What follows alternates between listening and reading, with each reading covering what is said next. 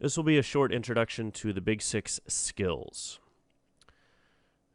Big 6 is a model to help organize, problem solve, make decisions. It was developed by two lifelong educators named Mike Eisenberg and Bob Berkowitz.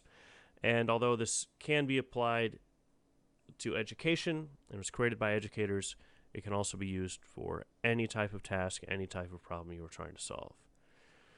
As implied by the name, Big 6 has 6 stages, and each stage has 2 sub-stages.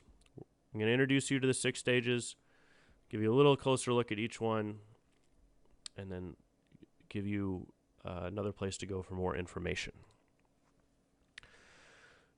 These are the 6 stages. As I was researching these and trying to get a handle on them, I associated with each of the stages a key question, an essential question that we are answering as we get into this stage. The first stage, we're asking, what am I doing? We're defining the problem. Very important to know where we're going. For the second stage, we're asking, how am I doing it? Where am I going to go? What am I going to do to solve this problem? Stage 3, we're asking, where am I going? And we're actually looking at where to find the information I need to solve the problem. Stage 4, we've found our sources. We're now asking what is important from these sources. What do I need? What do I not need? Stage 5, we're putting it all together and presenting. And really, we're asking the question, am I done? And finally, what did I learn? We're reflecting on the process. So let's take a closer look. Stage 1, defining the problem. In Alice in Wonderland, the Cheshire Cat confronted Alice. Where are you going? She didn't seem to have any idea, but she wanted to know where to go. And as he said, if you don't know where you're going, any road will get you there. It is so important before solving a problem to know what you're actually trying to solve. Identify the problem, and then start to identify what information you're going to need to solve that problem. Stage 2, we're looking at information-seeking strategies. Determine your possible sources. There's so much information available to us today.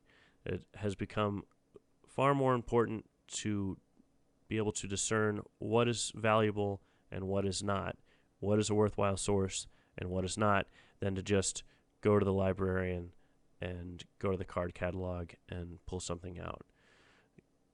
Because you search anything in Google, you're going to get thousands of responses, so you need to make sure you're looking at, is this source worthwhile to me? Stage 3, location and access. We're actually now going to find the sources.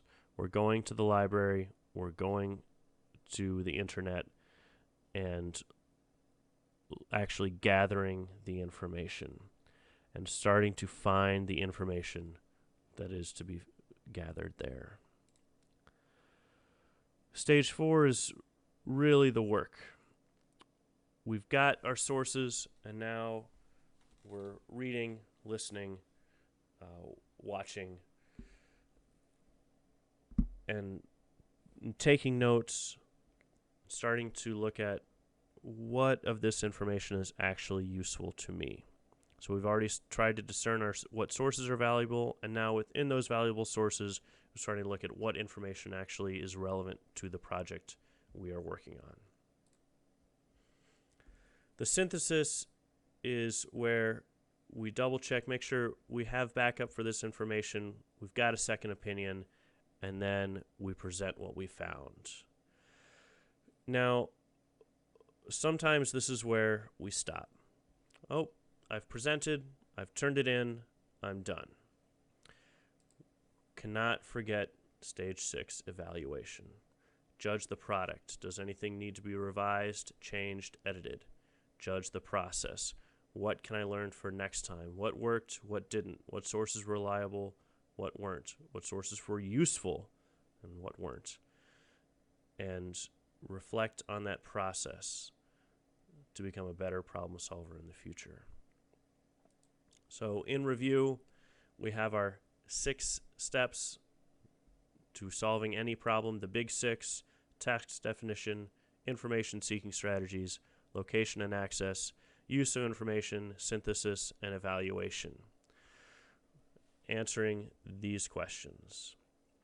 For more information, you can find this link on the YouTube page as well as on my blog, Big 6 Skills.